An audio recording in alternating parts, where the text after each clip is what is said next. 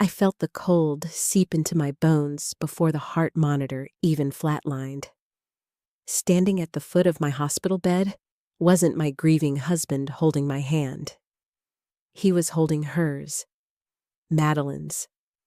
Nathan looked at my wasting, illness-ridden body with nothing but profound relief, whispering to the woman he had secretly loved for years, "It's finally over. The estate is ours." I died choking on the agonizing truth that my entire marriage was a calculated, parasitic lie. But the universe has a wicked sense of humor. I didn't go to heaven or hell. I took my last breath in 2026 and woke up 5 years earlier, on the exact day he was supposed to secure my family's empire. Death doesn't come with a white light or a choir of angels. For me, it came with the sterile, overpowering stench of bleach at Cedar Creek Memorial and the low, rhythmic hum of a failing ventilator. I was 32 years old, my body ravaged by a rapidly aggressive autoimmune disease that my doctors, notably the esteemed Dr. Aris Miller, had caught entirely too late. But the physical agony was nothing compared to the sharp, twisting knife of betrayal in my final moments. I was locked in my own failing body, unable to speak, unable to move. But my hearing was crystal clear. Nathan stood at the foot of my bed, my husband, the man I had defied my father for, the man whose startup I had single-handedly funded from my trust. He wasn't crying. He wasn't even looking at my face. He was looking at his watch. Beside him stood Madeline Hayes. She was supposed to be my best friend, my confidant, the woman who had dried my tears when the doctors gave me 6 months to live. Now, her hand was intertwined with his, her head resting comfortably on his shoulder in a way that spoke of years of practiced intimacy. "Doctor, Miller said it's just a matter of hours now," Nathan murmured, his voice completely devoid of the warmth he usually reserved for me. "The power of attorney is already active. The moment she passes, the Gallagher board won't have a choice but to recognize me as the interim CEO. Madeline traced the lapel of his tailored suit, a suit I had bought for him. "You've been so patient, Nate. 10 years of playing the devoted partner. You deserve this. We deserve this. I know." He sighed, sounding genuinely exhausted by the burden of pretending to love me. "But she made it easy. Chloe is so wonderfully, tragically naive. She never even looked at the offshore transfers." I screamed.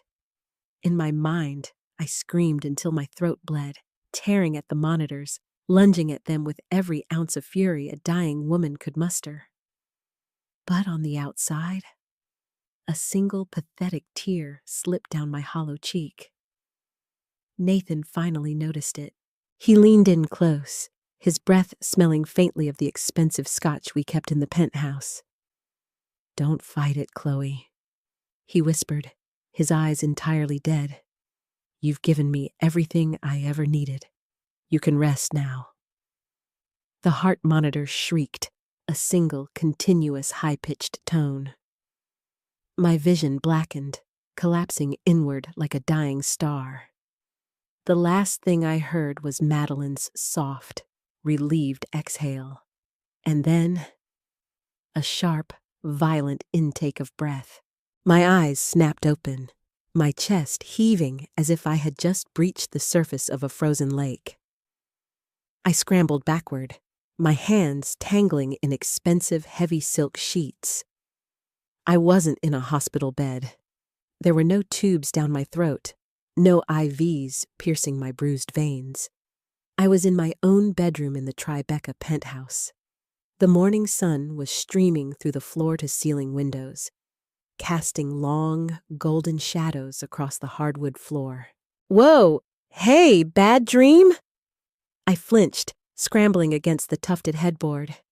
Nathan emerged from the master bathroom, a towel slung low on his hips, a toothbrush in his hand. He looked young, healthy. His hair wasn't graying at the temples yet. He looked at me with that perfect, practiced look of adoring concern that had fooled me for a decade. My breath hitched. I looked down at my hands. They were full, vibrant, and healthy. The gaunt, skeletal fingers of a dying woman were gone. I glanced wildly at the digital clock on the nightstand. October 14th, 2021. I clamped a hand over my mouth to stifle the hysterical sob threatening to tear from my throat. It was exactly 5 years ago.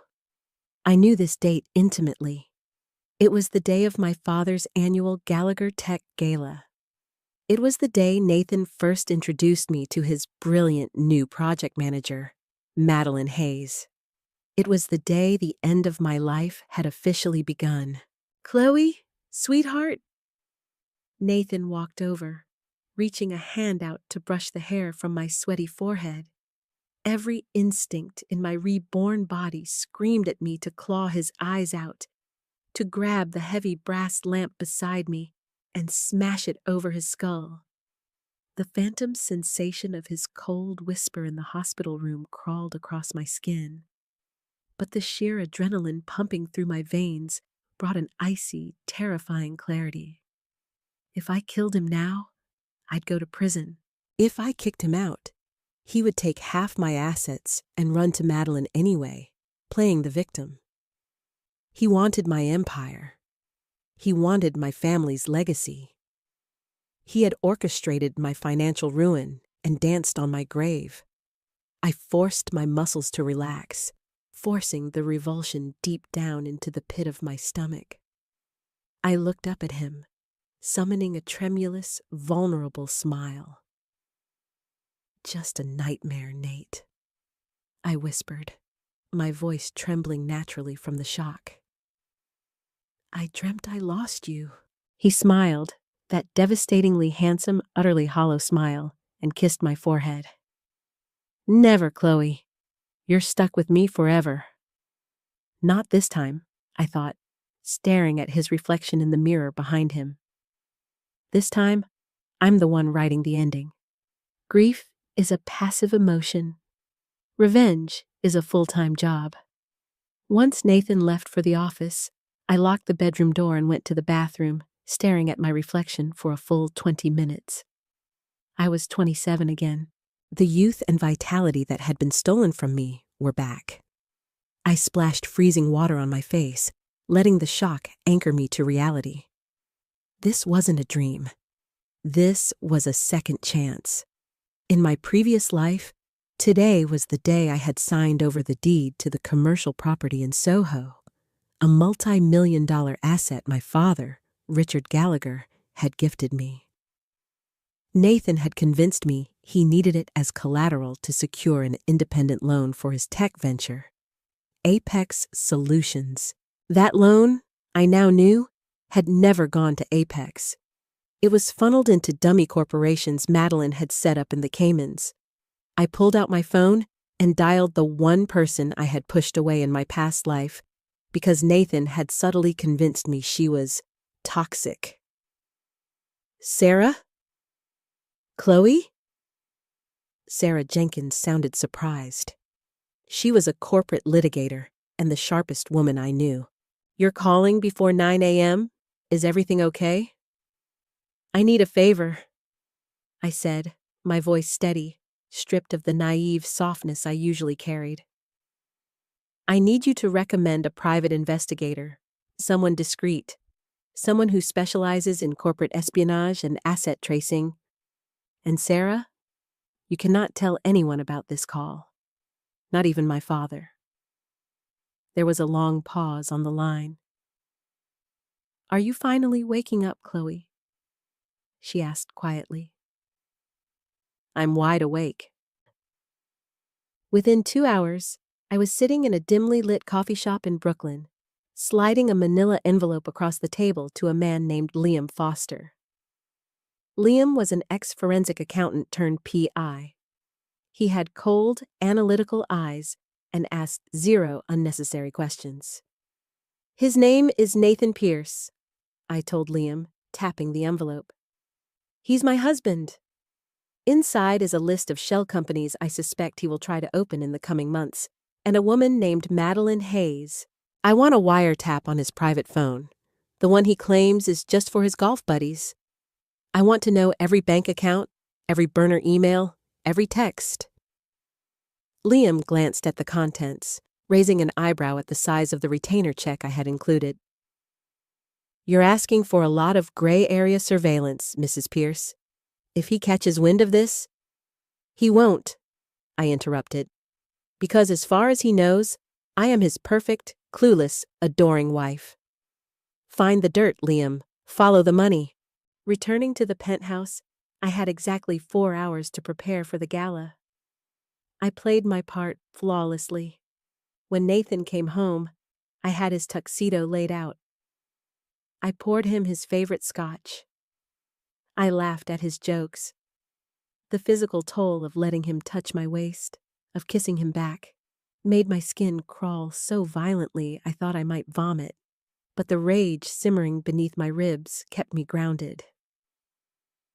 "You look breathtaking tonight, Chloe," Nathan said as we stepped into the back of our town car. He was adjusting his cuffs, already shifting his mindset to networking mode. "Listen, tonight is crucial. Arthur Penhaligon is going to be there. If I can get him to back Apex Solutions, I won't have to rely on your father's board anymore. I can build something for us. For us." The lie slid off his tongue as easily as water. "I know you'll impress him, Nate," I said sweetly, resting my hand over his. "In fact, I invited someone to help you. Since you've been so overwhelmed with the logistics, I asked HR to fast-track the hiring of that new project manager you mentioned. Madeline, right? I arranged for her to have a ticket tonight so she can assist you with the pitch." Nathan froze. It was a microscopic tightening of his jaw, a brief flash of panic in his eyes. But because I was looking for it, it was as loud as a gunshot. In the original timeline, he had sneaked Madeline in. He had introduced her casually, keeping a professional distance while secretly brushing his fingers against hers under the cocktail tables. By inviting her myself, I had disrupted his control. I had brought his mistress into the light under my own terms. You invited Madeline?" he asked, recovering quickly with a strained smile. "That was very thoughtful of you, Chloe, but you didn't have to bother." "It's no bother," I beamed. "I want to be supportive. Besides, I'm dying to meet the woman who's going to help my husband conquer the world." The car pulled up to the Waldorf Astoria. The flash of paparazzi cameras illuminated the night. I stepped out, linking my arm through Nathan's. I wore a backless crimson silk gown that hugged every curve. A far cry from the conservative, pale dresses Nathan usually picked out for me to make me look elegant and unassuming. Tonight, I was neither. Tonight, I was the predator. The ballroom of the Waldorf was a sea of crystal chandeliers, clinking champagne flutes, and the elite vultures of New York's financial sector. My father, Richard Gallagher, held court near the ice sculpture, looking formidable and sharp. I avoided him for now. If I looked him in the eye, I might break down and cry, remembering how Nathan had systematically stripped him of his company and forced him into an early, stress-induced grave. "Chloe! Nathan!" I turned to see Madeline Hayes approaching. She was stunning, wearing a deep navy dress that was just a fraction too tight, a fraction too revealing for a corporate gala. And there it was, resting against her collarbone, the delicate diamond teardrop pendant. In my first life, I had complimented her on it and she had giggled, saying it was a gift from a secret admirer. Years later, going through Nathan's hidden credit card statements during my illness, I found the receipt. He had bought it 3 days before the gala. "Madeline," Nathan said, his voice dropping into a professional register, though his eyes darted nervously to me. "I didn't expect you so soon." "Chloe was kind enough to send a car." Madeline smiled, turning her gaze to me. Her eyes held a subtle, condescending pity. She looked at me the way one looks at a pampered, oblivious pet. "Thank you, Mrs. Pierce. It's an honor to finally meet you." "Please, call me Chloe." I smiled warmly, taking both of her hands in mine. "Nathan talks about you constantly. He says you're an absolute lifesaver. I told him he needs to keep you close tonight. Arthur Penhaligon is notoriously difficult to pitch to." I watched them exchange a fleeting, panicked look. They hadn't planned for me to be hovering. They had planned for me to sit at a table with the other wives while they worked the room. "Actually," I continued, glancing over the crowd, "there's Arthur now. Nate, why don't you and Madeline go intercept him near the terrace? I need to go say hello to my father." "Are you sure?" Nathan asked, visibly relieved. "Absolutely. Go get him, Tiger." I watched them walk away, Madeline leaning in just a little too close to hear what Nathan was whispering. As soon as they were out of sight, my smile vanished. I turned on my heel and moved through the crowd, not toward my father, but toward a man I had spotted near the bar. Thomas Sterling. No, wait, I can't use that name. Let's call him Thomas Davenport. He was Arthur Penhaligon's chief risk officer and a notoriously paranoid man.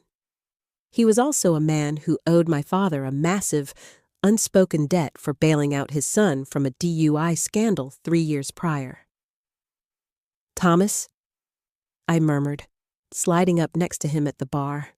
He turned, his stern face softening slightly. "Chloe, you look magnificent. Your father is quite proud tonight." "Thank you, Thomas. I need a favor, a completely off-the-record favor." His demeanor shifted instantly to business. "Name it." "My husband is pitching Arthur right now. Apex Solutions. It looks fantastic on paper." I leaned in closer, dropping my voice to a conspiratorial whisper. "But my father and I ran a quiet internal audit. The projections Nathan is using, they're heavily inflated. The patent for the core algorithm isn't even fully secured yet. He's reckless, Thomas. He's letting his new project manager, Miss Hayes, run the numbers, and she's inexperienced. If Arthur invests tonight, he's going to hemorrhage capital within 6 months." Thomas's eyes narrowed. In the high-stakes world of venture capitalism, a warning from the daughter of Richard Gallagher was as good as gospel. "Why are you telling me this, Chloe? He's your husband. You stand to profit." I gave him a look of deep, profound sadness, looking down at my hands. "Because Gallagher Tech's reputation is tied to him. If Arthur loses money, he blames my father. I love Nathan, but I won't let him sink Arthur and tarnish my family's name, just because he's eager to prove himself. Pull Arthur away, Thomas. Tell him to decline the pitch. Politely, but firmly." Thomas nodded slowly, tapping his whiskey glass against the bar. "You're a good daughter, Chloe. I'll handle it. Arthur won't touch Apex with a 10-foot pole." I watched Thomas weave through the crowd toward the terrace. A cold thrill shot down my spine. In my first life, Nathan had secured $3 million from Arthur Penhaligon that night. That money was the foundation of the empire he used to crush me. Tonight, I was pulling the bricks out from under him before he could even lay the mortar. 10 minutes later, Nathan stormed back into the ballroom. He was pale, his jaw clenched tight enough to crack his teeth. Madeline trailed behind him, looking equally flustered and confused. I arranged my features into a mask of innocent anticipation and hurried over to him. "Nate, how did it go? Did Arthur bite?" Nathan grabbed his scotch from a passing waiter and downed it in one gulp. "No," he hissed, his voice tight with barely controlled rage. He completely shut me down. Davenport whispered something in his ear, and Arthur just walked away. Said the financials were unstable. I don't understand it. The pitch was perfect." "Oh, sweetheart," I cooed, reaching up to stroke his cheek, relishing the heat of his anger. "I'm so sorry. Maybe the projections were a bit aggressive?" I cast a sideways glance at Madeline. "Perhaps Madeline missed something in the data prep?" Madeline's face flushed an ugly shade of red. "I assure you, Mrs. Pierce, the data was flawless." "Well, clearly someone made a mistake," I said lightly, my tone dripping with passive-aggressive sympathy. "Arthur Penhaligon doesn't walk away from a perfect pitch. But don't worry, Nate. You'll figure it out. You always do." I watched the doubt flicker in Nathan's eyes as he glanced at Madeline, a tiny, microscopic fracture in their perfect, secret alliance. It wasn't a total destruction. Not yet. It was just a seed. But I had plenty of water and 5 years to watch it grow. He didn't get his perfect ending tonight, and before I was done, he wouldn't even have a beginning. The silence in the penthouse the morning after the gala was so thick you could choke on it. Nathan sat at the marble kitchen island, aggressively stirring his black coffee, the bags under his eyes a testament to a sleepless night. I, on the other hand, had slept like the dead, or rather, the newly resurrected. "I just don't understand it," Nathan muttered for the 4th time, rubbing his temples. "Arthur Penhaligon is a visionary. Apex Solutions is exactly his type of aggressive tech. Davenport must have poisoned the well." I slid a plate of perfectly toasted brioche toward him, resting my chin on my hands with a look of innocent concern. "Maybe Thomas just saw something in the numbers that made him nervous, Nate. You said yourself that Madeline was up until 3 a.m. finishing the risk assessment matrix." Nathan's hand paused on his coffee mug. He didn't say anything, but I saw the gears turning. In his mind, Madeline was perfect, his brilliant, secret muse. But Nathan's ego was far larger than his capacity for love. When backed into a corner, he would always look for a scapegoat. "She's usually meticulous," he said, his voice clipped. "I'm sure she is," I offered gently. "But she's just a project manager, sweetheart. Putting her in charge of a Series A financial pitch to Arthur Penhaligon? That's a lot of pressure. I just hate seeing you take the fall for someone else's oversight." I kissed the top of his head and walked away to grab my phone, hiding my triumphant smirk. I hadn't just planted a seed. I had poured gasoline on it. An hour after Nathan left for the office, my encrypted burner phone buzzed. It was Liam Foster, the private investigator. "I have the preliminary file, Chloe." Liam's gravelly voice came through the speaker. "You were right to look at the Caymans. I tracked down the holding company. It's registered under Blue Horizon Ventures. The listed director is a proxy, but the signatory on the account is Madeline Hayes." My grip tightened on the phone. Blue Horizon. That was the name of the boutique hotel in Greece, where Nathan had supposedly gone for a solo tech retreat 3 years ago. I should have known. "What about the funding?" I asked, my voice deadly calm. "Empty right now," Liam replied. "Waiting for a deposit, but I found something else.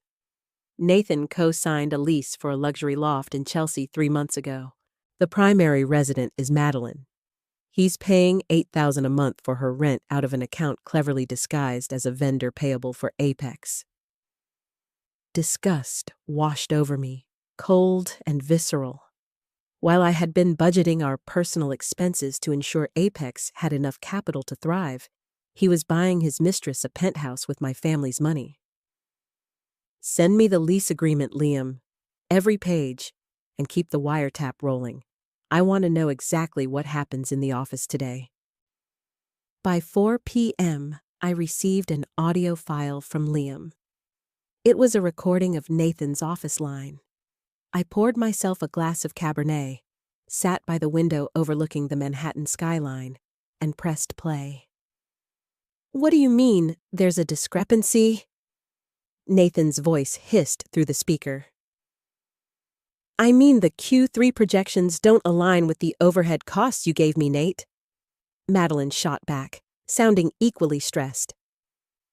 "I ran the numbers exactly how you told me to. If Penhaligon saw these overheads, no wonder he walked." "You were supposed to smooth the overheads out, Maddie. That was the whole point of putting you on the data prep. If Chloe's father sees these burn rates, he's going to cut my funding entirely." "Don't put this on me," she snapped. "I'm working 80 hours a week trying to build this company while you're playing house with the heiress." "Keep your voice down," Nathan growled, panic spiking in his tone. "You know why I'm with her. Once Apex is solvent and Blue Horizon is funded, we're done. But right now, I need you to fix this mess, or we have nothing." I stopped the recording, taking a slow, savoring sip of my wine. The cracks were forming beautifully. In my past life, their shared secret had bound them together. But a secret is only romantic when things are going well. Under the crushing pressure of failure, their secret was becoming a prison, and I was going to shrink the walls. 2 days later, Nathan was pacing the living room, chewing his thumb. He had exhausted his secondary investor list. The word of Arthur Penhaligon's rejection had spread through the financial district like wildfire. In the insular world of venture capital, no one wanted to touch the man Penhaligon had snubbed. "I'm going to have to ask your father for a bridge loan," Nathan finally admitted, looking physically pained by the words. I looked up from my magazine, feigning surprise. "Nate, you can't. You know how Dad is. If you ask for a bridge loan now, he'll demand a seat on your board. He'll want a full audit.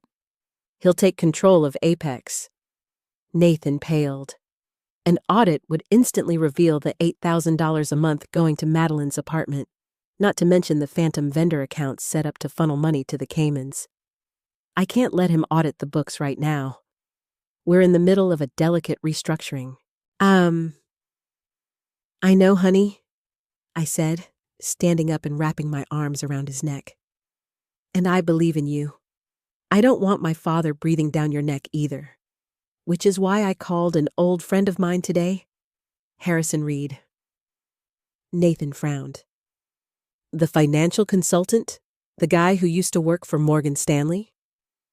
"Exactly. He's independent now. He specializes in cleaning up ledgers for startups before Series A rounds, making them completely bulletproof. He's discreet, he's ruthless, and he owes me a favor." I kissed his jaw. "Let Harrison come in. Let him fix the numbers.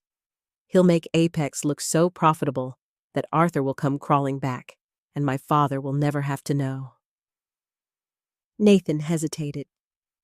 Letting an outsider into his books was dangerous, but he was drowning, and I was offering him a life raft. He didn't know the raft was made of lead. "You really think he can fix the projections without tipping off the board?" "I know he can. I've already spoken to him. He's willing to start tomorrow." What Nathan didn't know was that Harrison Reed had indeed gone independent, but largely because he despised corporate corruption.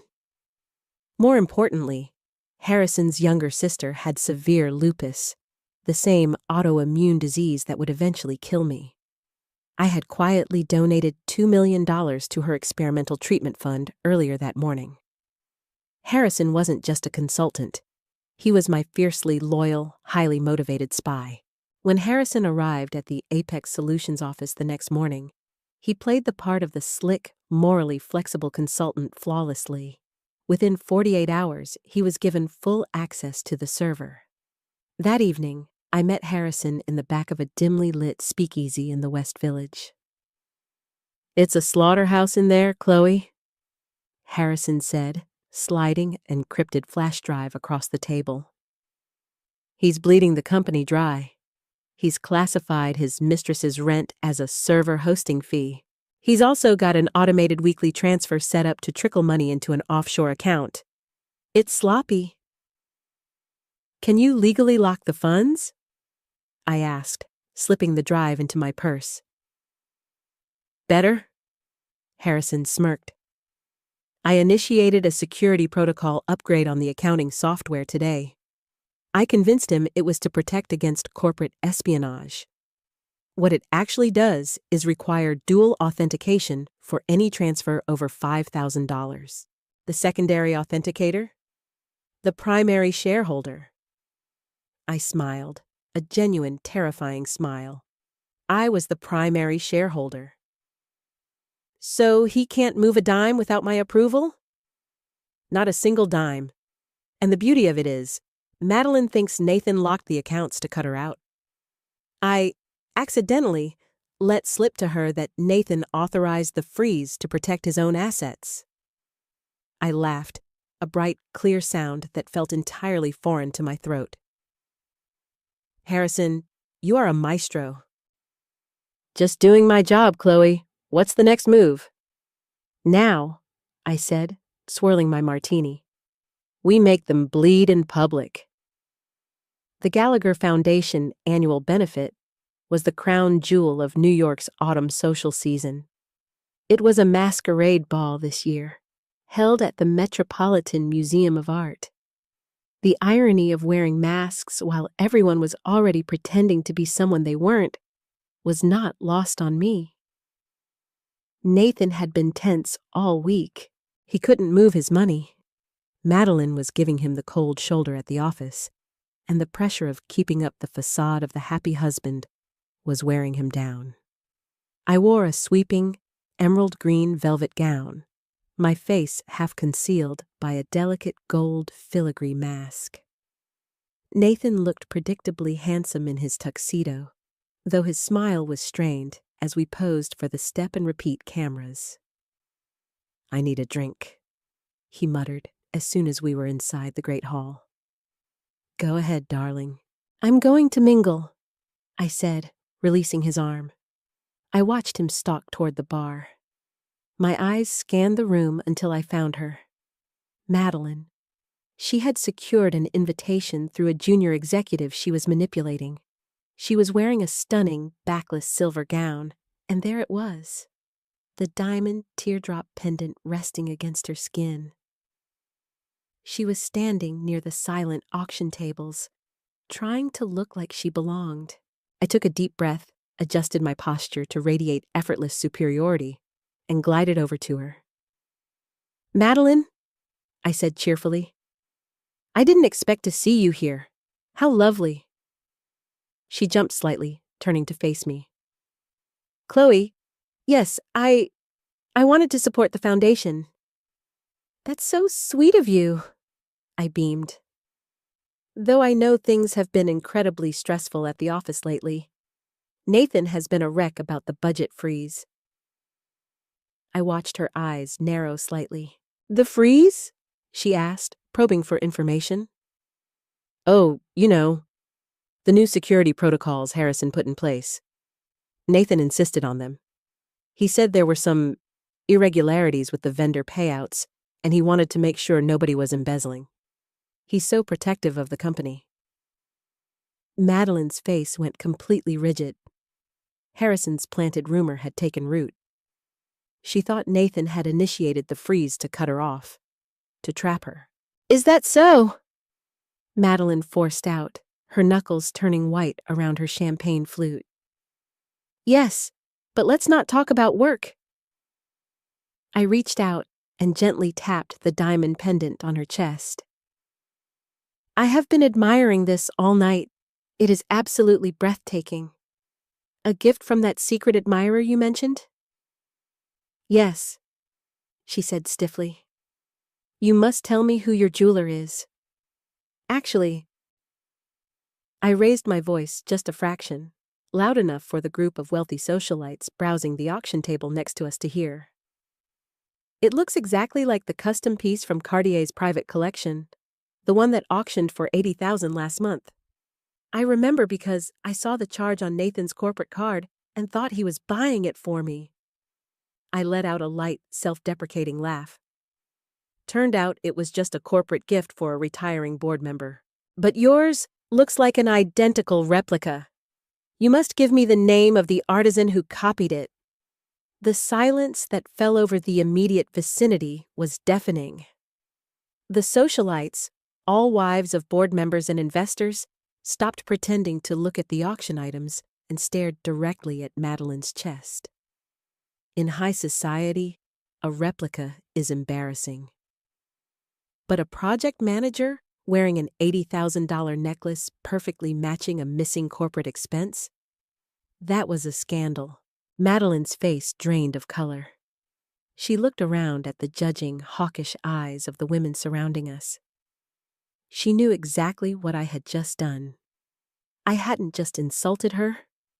I had publicly tied her jewelry to my husband's corporate accounts, in front of the biggest gossips in Manhattan.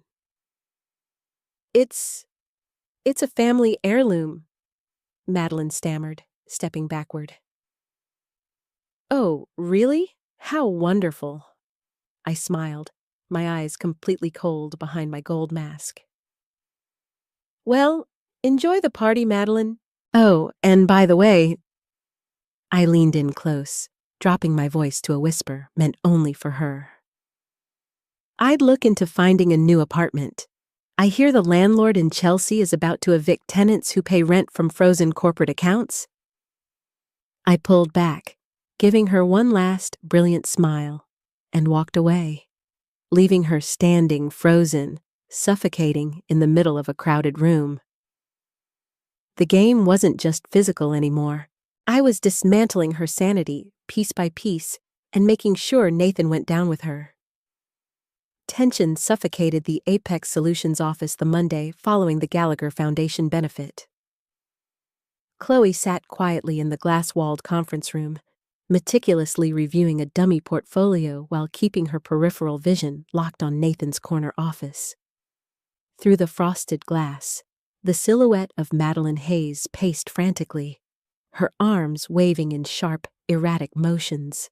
Chloe took a slow, deliberate sip of her sparkling water, savoring the bitter reality she was weaving for them. Madeline had returned to her Chelsea loft on Sunday evening to find a brightly colored eviction notice taped to her custom mahogany door. The automated payment from the Apex vendor account had bounced, flagged by Harrison Reed's new dual authentication security protocol. Panicked and humiliated from the gala, Madeline had spent the entire night spiraling. Now, the wiretap Liam Foster had installed in Nathan's office transmitted every desperate word directly to an earpiece hidden beneath Chloe's hair. "You promised me protection, Nathan!" Madeline's voice cracked through the tiny speaker, pitched high with hysteria. "I had to stand there while your wife essentially called me a corporate thief in front of the entire Manhattan social registry. And then I go home to find an eviction notice? You cut off the rent." "Keep your voice down," Nathan hissed. The sound of blinds snapping shut echoed through the earpiece. "I didn't cut off anything. Harrison instituted a blanket freeze on all third-party vendor accounts. It's temporary.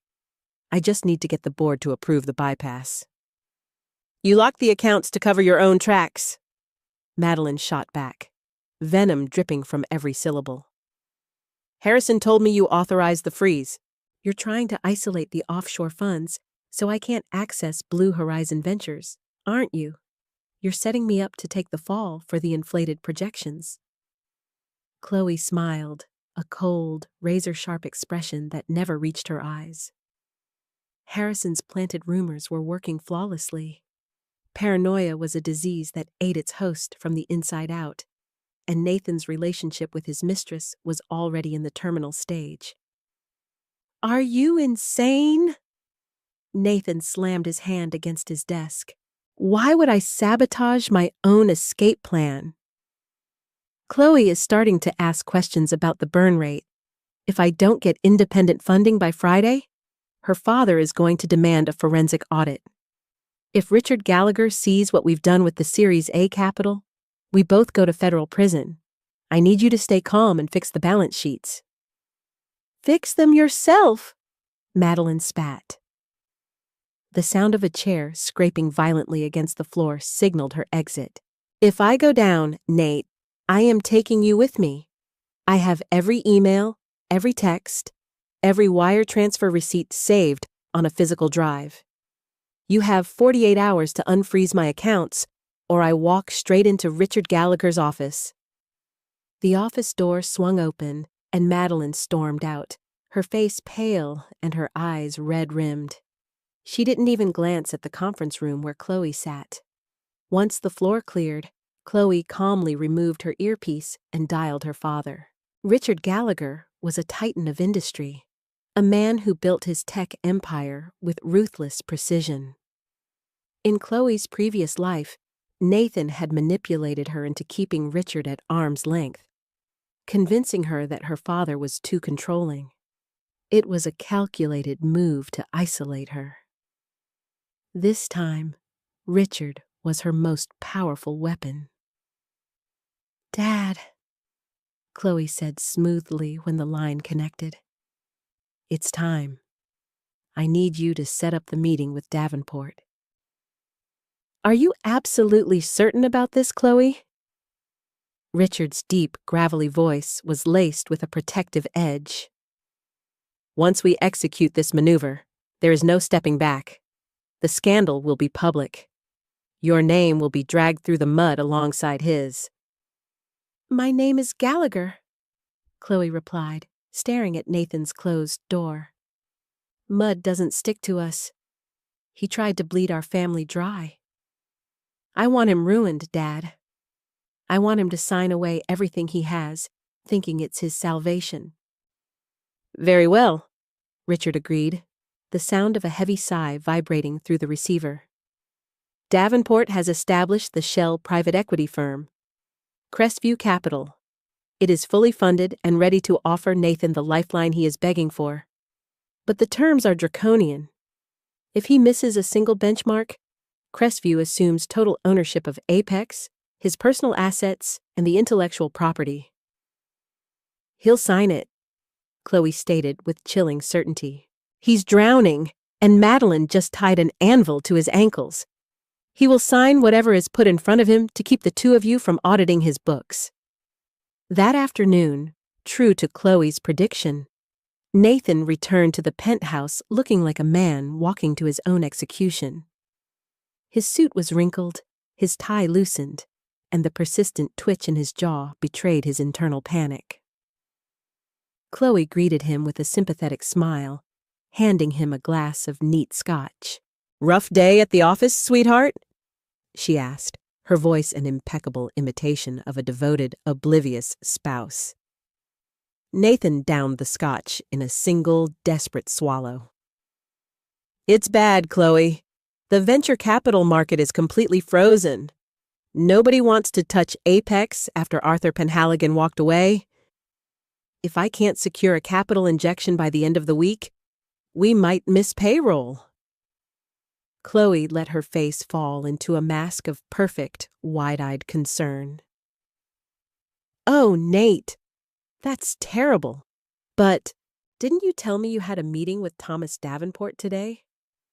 I thought he might know some independent investors who operate outside the usual circles." Nathan's eyes darted toward her, a flicker of desperate hope igniting in the darkness. "Davenport? He did mention a boutique firm, Crestview Capital. They specialize in high-risk distressed assets. But their terms? Chloe, they want my remaining 40% equity as collateral. If the algorithm doesn't launch on time, I lose everything. You won't lose, Chloe whispered, stepping close and resting her hands flat against his chest, right over his racing heart. You are brilliant. Apex is going to change the world. Sometimes you have to risk everything to achieve greatness. I believe in you. Don't let fear stop you from taking what is rightfully yours. Nathan looked down at her, the conflict in his eyes slowly being eclipsed by his monstrous, consuming greed. He nodded slowly. You're right. I can't let my life's work die because I was afraid of a contract. I'll call Davenport in the morning. I'll take the Crestview deal.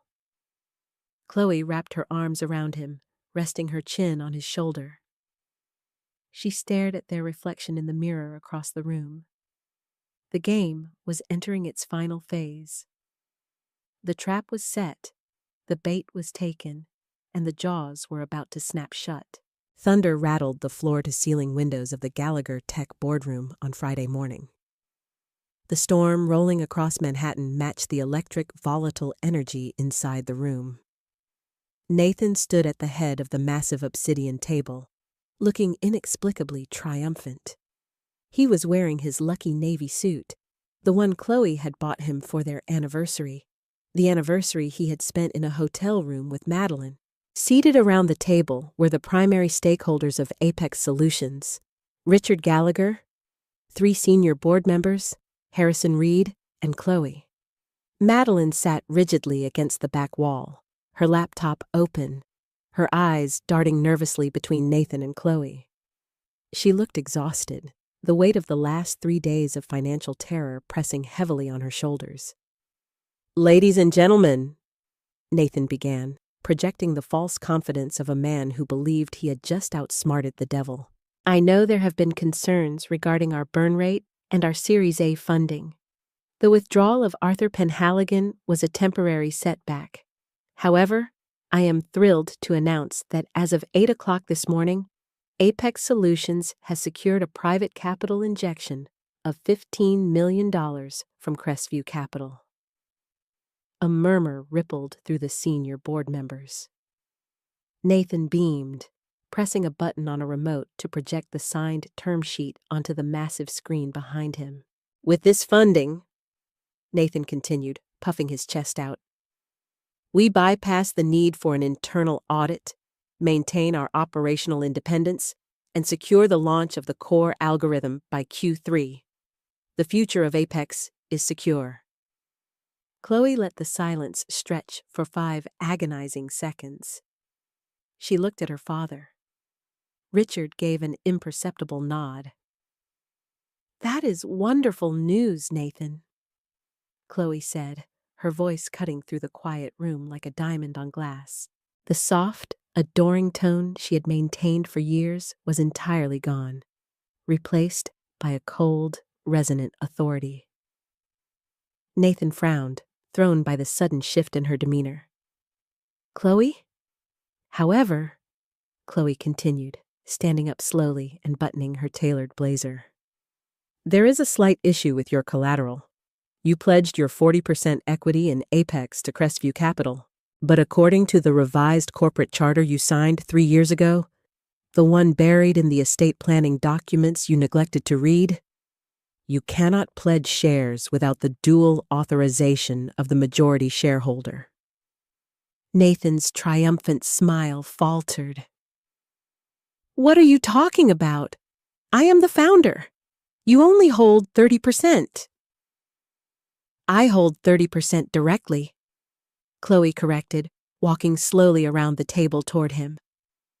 My father holds 20%, and yesterday afternoon, my father transferred his voting rights to a holding trust, a trust that I control, making me the majority shareholder with 50% voting power. The color drained completely from Nathan's face. He looked at Richard Gallagher, who sat impassively, his hands folded on the table. You didn't authorize the Crestview deal? Nathan stammered, panic rising in his throat. Chloe, if that deal falls through, The company defaults. I already signed the promissory notes. Oh, the deal didn't fall through. Chloe smiled, stopping mere inches from him. Crestview Capital accepted your signature. The contract is binding, because Crestview Capital is a subsidiary holding company owned entirely by the Gallagher estate. A collective gasp echoed from the back wall where Madeline was sitting. Nathan stumbled backward, his back hitting the presentation screen. You set me up, he whispered, staring at his wife as if looking at a stranger. You own Crestview. You hold the debt.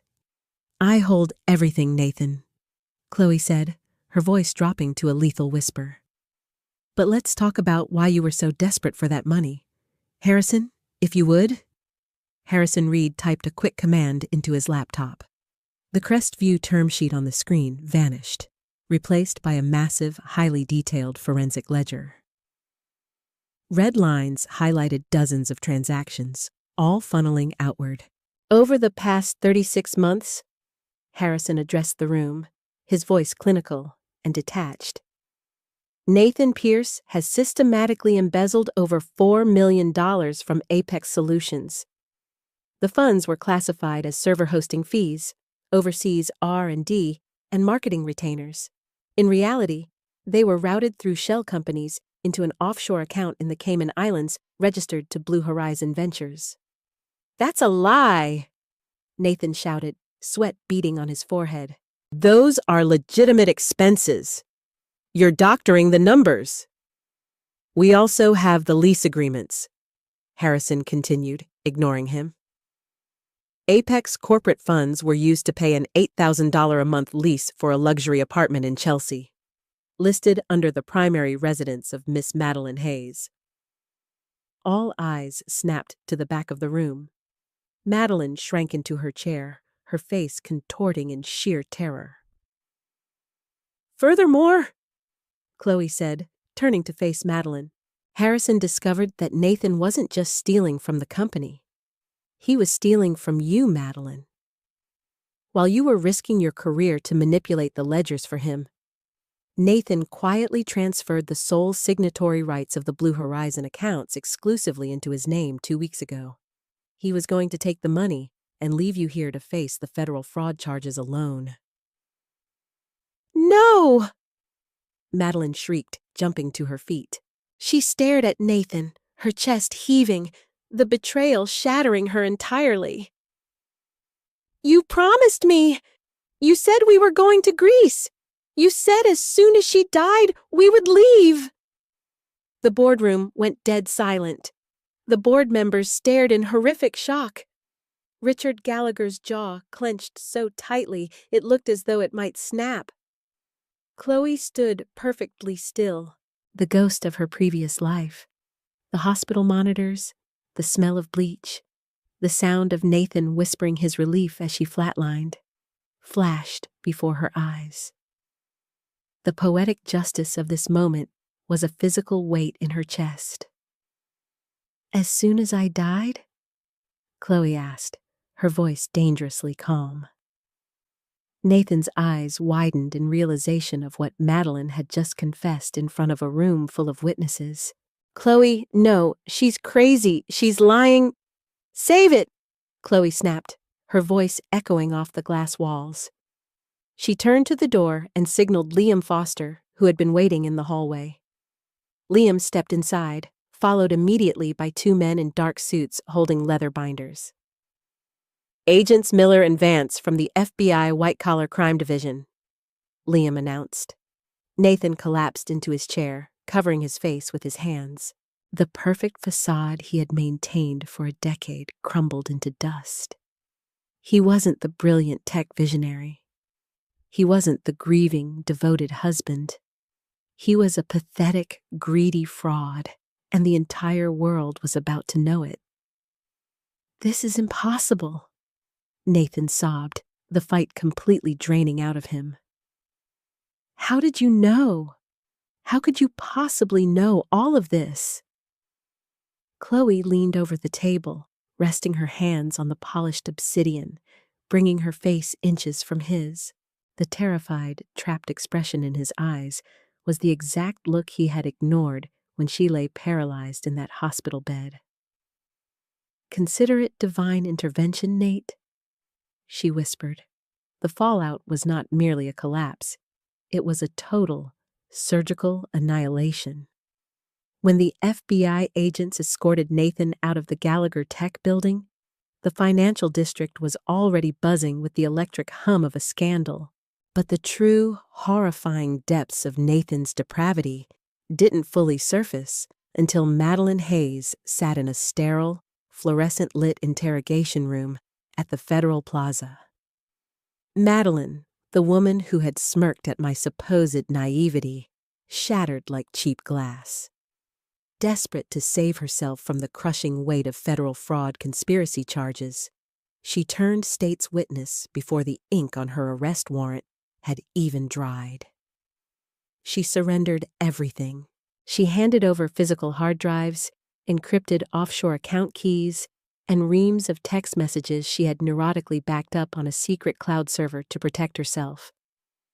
But it was during the formal deposition, seated across from Assistant District Attorney Rachel Higgins, that Madeline delivered the revelation that stopped my heart and bridged the terrifying gap between my two lives.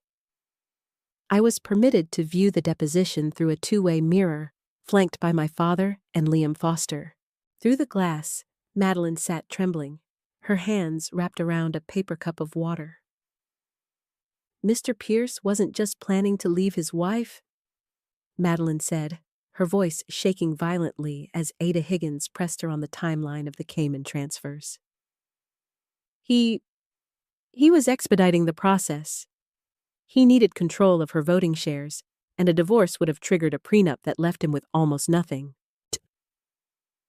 "Explain expediting the process, Miss Hayes," Higgins demanded, her tone laced with suspicion. Madeline swallowed hard, a tear spilling over her pale cheek. "He had a secondary off-the-books payroll account. He was using it to pay a medical consultant, a specialist, Dr. Aris Miller." The name hit me like a physical blow to the sternum. Dr. Aris Miller, the esteemed immunologist who had diagnosed me in my past life. The man who had looked at me with grave, sympathetic eyes and told me my autoimmune disease was aggressively, mysteriously untreatable. "Nathan paid Dr. Miller a retainer of $200,000, Madeline confessed, sobbing now. Chloe had been complaining of fatigue. Nathan paid the doctor to alter her blood work results, to prescribe heavy immunosuppressants she didn't actually need. He wanted to induce a state of severe chronic illness. He wanted her declared medically and mentally unfit so he could file for a permanent conservatorship over her estate. He told me if her body gave out in the process, it was just a tragic side effect. Behind the glass, my father let out a sound that was half gasp, half growl, his fists clenching so tightly his knuckles turned entirely white. I couldn't breathe. The phantom pain of my previous death, the wasting muscles, the failing lungs, the agony of being trapped in a dying vessel, rushed back, suffocating me. It hadn't just been a tragic disease. It hadn't been an act of God. It was murder. Slow, agonizing, calculated murder. In my first life, Nathan had literally poisoned me, paying a doctor to slowly extinguish my life while he held my hand and played the tragic, devoted husband. The white-hot rage that ignited in my chest in that viewing room burned away whatever lingering shred of humanity I still held for Nathan Pierce. I didn't just want him in prison anymore. I wanted him to suffer a complete, agonizing erasure from the world he so desperately craved to rule. The media circus that followed was biblical in its ferocity. Because I held the Crestview Capital debt, I legally initiated a hostile takeover of Nathan's life. The Wall Street Journal ran a front-page expose titled, the architect of deceit, how Apex Solutions became a house of shells. The handsome, charismatic tech visionary was publicly butchered, transformed overnight into a pariah. I made sure the asset seizure was as public and humiliating as legally permissible. I hired a private repo firm to collect his precious collateral. Nathan had to stand on the curb outside our Tribeca penthouse, flanked by federal monitors, while tow trucks hauled away his prized 1969 Jaguar E-Type and his custom matte black Porsche. I changed the locks on the penthouse. I froze his personal credit cards. I even seized the collection of vintage Patek Philippe watches he kept in a biometric safe. Watches bought with money stolen from my father's legacy. 9 months later, the culmination of his destruction arrived in the cold, cavernous space of a federal courtroom in Lower Manhattan. The air in the room was stifling, thick with the scent of lemonwood polish and impending doom. I sat in the front row of the gallery, wearing an immaculate, tailored white suit, a sharp, deliberate contrast to the somber environment. My father sat beside me, his presence an impenetrable wall of power. When the heavy wooden doors opened, 2 bailiffs led Nathan into the courtroom. The physical toll of the last 9 months in a high-security holding facility was stark. The Golden Boy CEO was completely gone. His custom-tailored suits had been replaced by a baggy, faded orange jumpsuit. His thick hair was thinning rapidly, graying at the temples. His skin was sallow. His shoulders hunched inward as if trying to fold himself out of existence. He looked pathetic. He looked exactly like a man who realized he was entirely out of moves. Madeline had already been sentenced the week prior. 3 years in a minimum security facility in exchange for her explosive cooperation. Dr. Aris Miller had lost his medical license and was currently awaiting trial for criminal malpractice and conspiracy to commit grievous bodily harm. But today was exclusively for Nathan. He didn't look at me as he sat at the defense table. His lawyer, a public defender who looked overwhelmingly exhausted by the sheer volume of evidence against his client, stared blankly at his notes. There was no defense to mount. The paper trail Harrison Reed and Liam Foster had uncovered was a concrete tomb. Judge Robert Harrison, a man known for his merciless stance on white-collar crime, stared down from the bench with absolute disgust. "Nathaniel Pierce!" Judge Harrison's voice boomed, echoing off the mahogany walls. "In my 20 years on the bench, I have seen crimes of passion, crimes of desperation, and crimes of profound ignorance. But the calculated parasitic malice demonstrated in this case is unparalleled. You did not simply defraud investors. You systematically pillaged your own family, orchestrated a multi-million-dollar embezzlement scheme, and, most horrifyingly, conspired to artificially induce a debilitating medical condition in your own wife for financial gain." The judge paused, adjusting his glasses, his eyes narrowing into slits. "You are a predator who disguised himself as a visionary. Society must be protected from men who view the lives of others as expendable capital." The judge lifted his heavy wooden gavel. "For the charges of wire fraud, grand larceny, corporate embezzlement, and conspiracy to commit medical fraud, you are sentenced to 22 years in a federal penitentiary. You will not be eligible for parole." The gavel slammed down. The sound was deafening, a sharp crack that ripped through the silence of the courtroom, severing Nathan's life in half. The breath I had been holding for an entire lifetime finally left my lungs in a long, shaky exhale. It was over. The timeline was officially broken. The flat line I had heard in that hospital room years ago had finally been silenced, replaced by the sound of justice slamming shut. As the bailiffs stepped forward, grabbing Nathan by the arms to haul him away, he stopped fighting. He didn't cry. He didn't shout. But for the first time in months, he turned his head and looked directly at me. The distance between us was only 20 feet, but it felt like a chasm bridging two entirely different universes. I saw the desperate, drowning realization in his hollow eyes. He finally understood. He didn't know how I knew, but staring at my unyielding, victorious expression, he realized I had known everything from the very beginning. He realized he hadn't lost to bad luck or a rigorous audit. He had lost to a ghost who had returned from the grave specifically to drag him down into the dirt. I didn't offer him a smile. I didn't offer him a scowl. I simply tilted my head, acknowledging his absolute, irreversible destruction, and held his gaze until the heavy courtroom doors swung shut behind him, sealing him in the dark. Later that evening, the autumn wind whipped across the expansive private terrace of the newly rebranded Gallagher Vanguard building. The city below was a sprawling, glittering grid of gold and silver light, alive with the pulse of millions of lives. My father stepped out onto the terrace, the sliding glass door shutting quietly behind him. He carried 2 crystal flutes of vintage Dom Perignon. He handed one to me, his dark eyes studying my face in the amber glow of the city lights. "The board finalized the restructuring this afternoon," Richard said quietly, his voice carrying over the wind.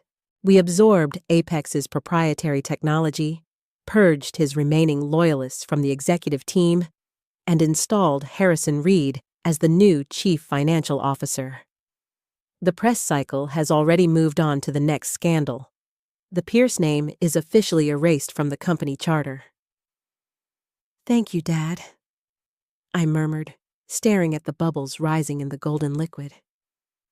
"You survived a war, Chloe," he said, stepping closer, a rare, profound vulnerability in his tone. "He tried to take everything from you. He tried to take your life, but you stood up and dismantled a monster. I have never been more proud of you. But I have to ask, what happens now?" I looked out over the infinite expanse of New York City. I thought about the sterile, bleach-scented air of Cedar Creek Memorial. I thought about the cold, creeping darkness of my first death, the agonizing helplessness of being a victim in my own story. The universe had ripped the fabric of time apart to give me a second chance, not just to survive, but to become the architect of my own fate. I took a slow sip of the champagne. The taste was sharp, cold, and electric. "Now?" I said, my voice steady, ringing with the absolute certainty of a woman who had conquered death itself. "Now, we build the empire he thought he could steal. I'm just getting started." Karma truly is a masterpiece when you hold the pen. Nathan thought he was the architect of his own empire, but he never realized he was just building a prison for himself, brick by stolen brick. I didn't just survive his betrayal. I dismantled his entire existence and took back exactly what belonged to me. If you loved watching Nathan and Madeline get exactly what they deserved, make sure you share this video with your friends who appreciate a ruthless revenge story. Hit that subscribe button and turn on notifications so you never miss another dramatic tale of poetic justice and ultimate payback. See you in the next story.